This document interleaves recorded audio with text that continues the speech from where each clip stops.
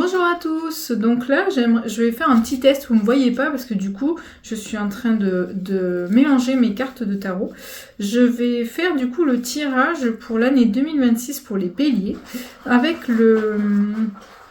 selon le principe de la roue astrale.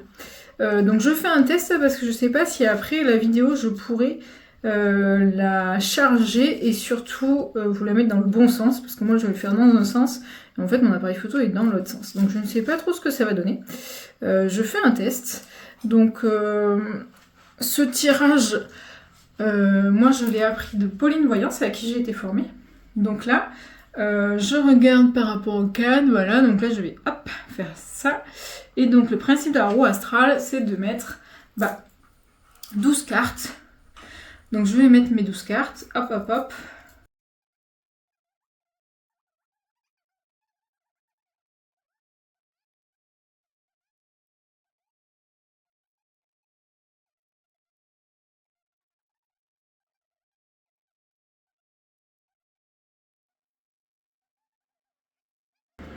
Je vais garder celle-là, donc le pape, parce que c'était ma coupe de tarot, donc je vais la mettre là. Donc ça en fait ce sera l'énergie qui vous accompagnera tout 2026.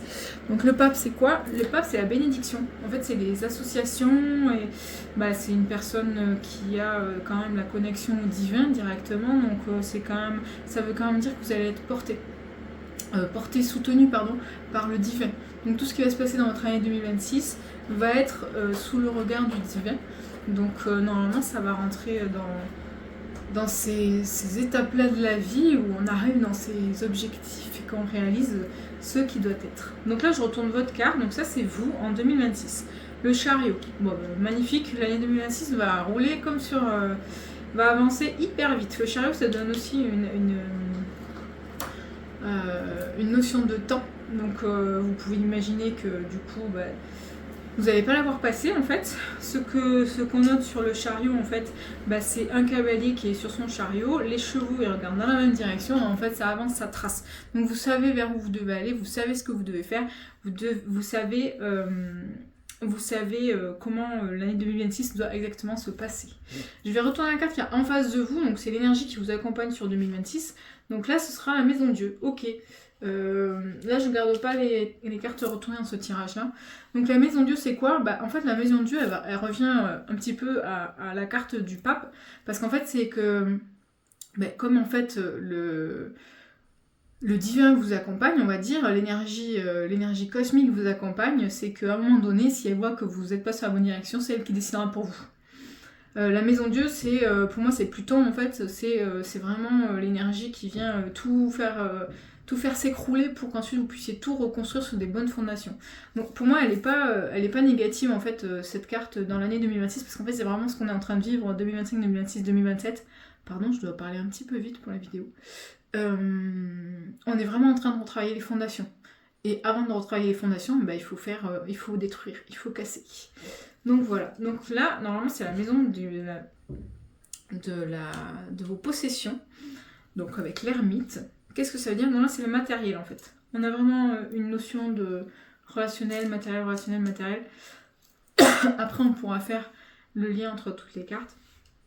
Là, je pense qu'il y a une réflexion à avoir par rapport à vos possessions, par rapport à ce que vous avez. Vous voyez, ils regardent dans l'autre sens. Alors, c'est marrant parce que du coup, le chariot, l'homme et les chevaux et l'ermite regardent tous dans cette direction-là. On va voir ensuite comment ça se passe, parce que par contre, le pape, il regarde dans l'autre direction.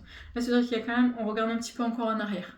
Ce qui m'étonne pas trop, parce que j'en ai parlé un petit peu dans les messages 2025, 2026, 2027. En fait, jusqu'à premier semestre 2026, pour moi, on a tout un travail charnière, du coup. Donc, pour moi, ça ne m'étonne pas que début d'année 2026, vous ayez quand même ce regard quand même sur ce qui s'est passé en 2025, début 2026. Donc, nous avons ici la maison 3. 1, 2, 3, je ne me trompe pas. Maison 3, c'est la communication. C'est la communication, c'est la fratrie, c'est l'intelligence aussi, c'est l'intelligence communicationnelle on va dire, avec les gens qui vous entourent. L'amoureux, c'est pas du tout en lien avec l'amour. L'amoureux en fait c'est un choix, c'est vraiment un choix qui va s'offrir à vous à un moment donné de l'année. Alors là on est plutôt en début d'année, mais comme il y a le chariot, ça a avancé très très vite je pense. Là, il y a un choix qui va devoir être fait par rapport Il y a un choix qui sera assez facile à faire, dans le sens où, non, c'est pas ça. Vous aurez un choix à faire entre quelque chose de facile que vous connaissez et qui vous semble assez simple à réaliser. Et un choix qui, par contre, pourrait vous amener plus dans le cœur, vous ramener plus à vous-même, mais par contre, vous sentez que vous avez peur d'y aller. Voilà, et en fait, la vie attend que vous fassiez ce choix-là. Maison 4, c'est la famille, c'est le foyer. Hop, la roue de fortune. La roue de fortune, ça veut dire quoi? Que ça tourne, que la roue tourne en fait. On voit que selon la situation où vous vous trouvez, je ne sais pas dans quelle situation vous vous trouvez, il faudrait regarder par rapport au transit astrologique de l'année 2026 pour les béliers. Mais il doit y avoir quelque chose que vous êtes en train de vivre et il faut savoir que ça va se débloquer du coup. Après avec le chariot, je vous dis, ça va arriver assez vite. En fait, cette décision que vous allez prendre là, ça va faire que ensuite les choses elles vont se déclencher et que du coup ça va se mettre en marche en fait. Maison 5, si je me trompe pas, maison 5, alors ça c'est magnifique, parce que du coup la maison 5 en fait c'est le bonheur. Le bonheur, la créativité, les enfants. Le diable en fait c'est pas une mauvaise carte, c'est les pulsions en fait, c'est vivre sa sexualité, c'est vivre son désir, c'est vivre voilà, à travers son chakra racine. Pourquoi pas, après il faut vivre ces choses-là. Alors il faut faire attention parce que c'est aussi une carte qui peut vouloir dire une trahison quelque part. Une trahison, un défaut d'autorité, parce que vous voyez, vous avez quand même deux personnes enchaînées au pied du diable. Donc voilà, il faut faire attention que la décision que vous allez prendre là et qui va entraîner tout un changement de rythme par rapport à ce que vous vivez ne soit pas du coup que le choix n'ait pas été fait trop vite pour ne pas engendrer justement cette problématique ici. Et du coup, maison 6, oh le monde, magnifique. La maison 6, c'est le quotidien, le travail, les petits... c'est la vie au quotidien, en fait, au jour le jour, c'est la routine, c'est ce qui se passe dans le détail. Le monde, c'est vraiment une ouverture à tout ce qui peut se passer, on reste ouvert à tout ce qui se passe, quoi. Donc c'est comme si, en fait, en vous reconnectant, là je reviens sur le chakra racine, en fait, parce que je pense qu'il revient avec ça, en vous reconnectant, en fait, à cette énergie-là du chakra racine, peut-être que vous aviez plus cette connexion-là avec vous-même, hein, parce que finalement, c'est l'abondance, elle passe par là, hein, l'abondance, ça passe par le chakra racine. Donc c'est vrai que cette carte, elle fait un peu peur quand on la voit comme ça, mais finalement, avec le monde à côté, franchement, c'est vraiment pour moi une reconnexion avec vous-même et cette pulsion-là de la vie, par rapport au choix que vous aurez fait, c'est ce choix en fait qui va tout décider. Hein. C'est ce choix et cette réflexion qui fait que tout va avancer et que tout va aller vers cette carte-là. Et là, ça veut dire que tout est possible en fait. Tout est possible. On s'ouvre à tout sur le quotidien. Voilà, c'est qu'il y a plein de choses qui vont s'ouvrir à vous. Donc maison Dieu, on en a déjà parlé. Donc là, on est sur la maison 8. La maison 8, c'est la maison des héritages, des transformations, du lâcher prise sur certaines peurs ou angoisses. La papesse, c'est quoi? La papesse, c'est... vous voyez, c'est rigolo, elle regarde dans la même direction que le chariot et l'ermite. Là, je pense qu'on arrive sur le deuxième semestre. Alors, c'est vrai que du coup, on voit la roue, donc on peut se dire ça. C'est comme si... alors, c'est rigolo parce que si vous écoutez du coup les transits astrologiques de 2026, j'explique que du coup, pour moi, il y a une transition entre juin 2026 avec Jupiter qui change de signe et la rentrée 2026. Et pour moi, ça résonne vraiment ici où du coup, la papesse, c'est qu'on se repose sur ce qui s'est passé. Peut-être premier semestre 2026, peut-être 2025 et 2026 pour pouvoir avancer en fait. Vous voyez, elle a un petit journal secret où elle note des choses, donc elle revient un petit peu sur ce qu'elle a fait, ce qu'elle a noté, ce qu'elle a écrit, ce qu'elle a vécu. Elle fait un petit point sur sa vie pour pouvoir ensuite avancer en fait.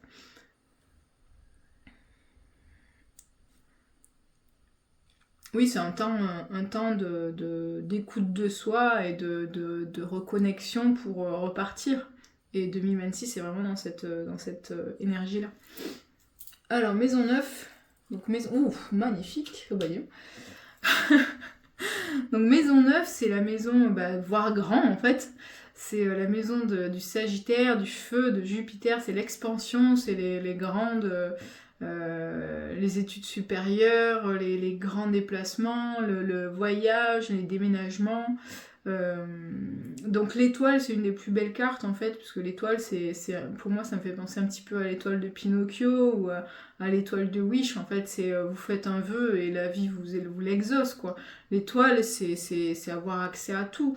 Enfin, c'est vraiment une ouverture et une carte très très positive. Alors avec le monde et l'étoile, je peux vous dire que là, vous avez une magnifique année 2026 qui arrive, malgré que les seules choses où vous aurez peut-être des périodes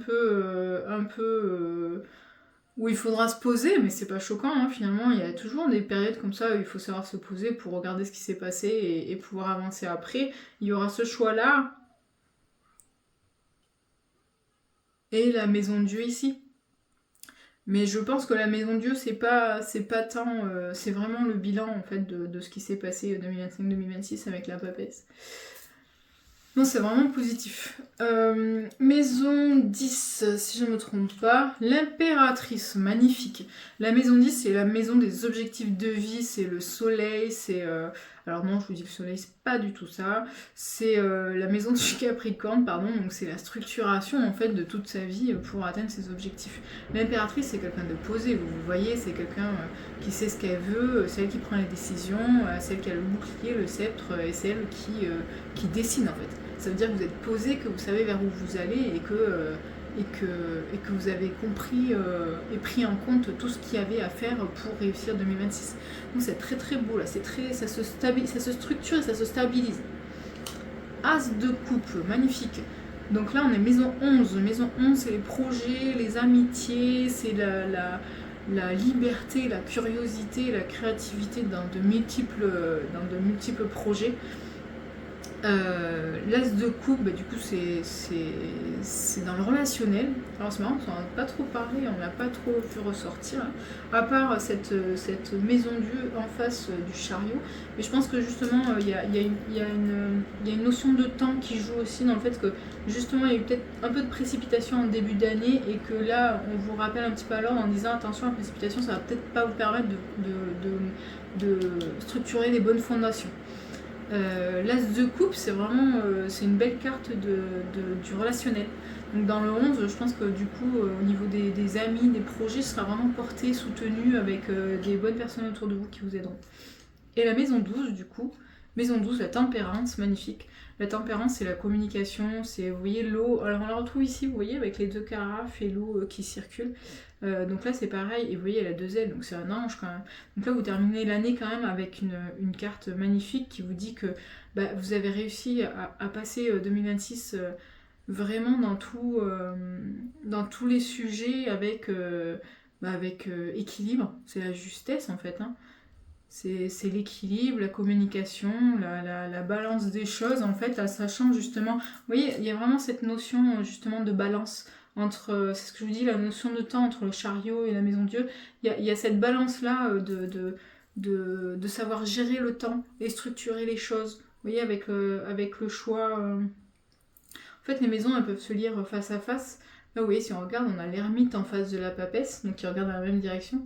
Donc c'est marrant, parce que du coup, l'ermite, ça va être ce temps où je vous disais, où un temps de réflexion, en fait, sur vos possessions, sur ce qu'il faut regarder par rapport à ce que vous possédez, que ce soit l'argent en banque, des biens immobiliers, votre maison. Il va y avoir un temps de réflexion. Et là, c'est pareil, en fait, parce que c'est les possessions, mais au niveau...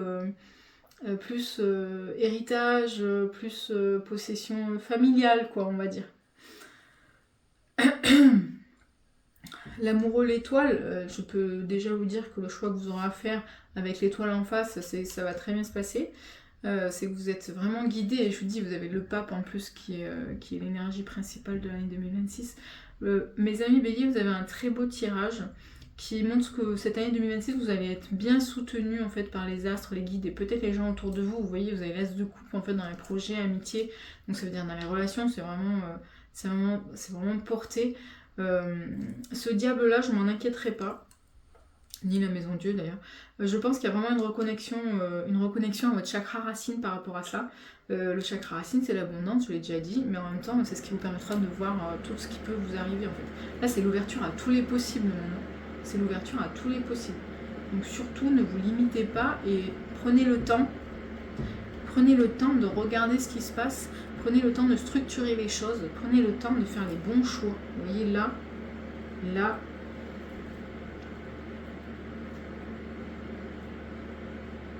J'espère que ça vous parlera, mes amis béliers. N'hésitez pas à regarder la vidéo un peu plus tard dans l'année pour voir si les choses ont avancé, si justement du coup les messages que je vous ai fait passer du coup résonnent par rapport à ce qui s'est passé depuis début 2026. Si vous avez aimé la vidéo, n'hésitez pas à liker, à partager et surtout à vous abonner à la chaîne. Ça me permet de continuer à faire des vidéos gratuites sur ce que j'aime faire. Voilà, merci beaucoup les amis béliers.